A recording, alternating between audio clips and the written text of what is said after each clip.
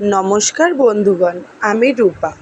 প্রথমবার ব্লগ করলাম, জানি না কেমন হয়েছে। আদৌ এটাকে ব্লগ বলে কি না, কি ভিডিও বলে তাও জানি না।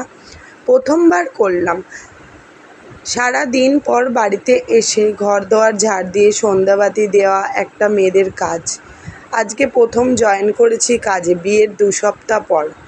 বর তো রেগে বোম, তাও আমার বকুনি খেয়ে বিছানাটা কোনো রকম পরিষ্কার করে রেখে গেছে। তারপরেতেই চটজলদি রান্না বসিয়ে একদিকে চায়ের জল বসিয়ে চায়ে ডুবিয়ে খেয়ে নিলাম, কারণ চা না খেলে মাথাটা ঠিক হয় না।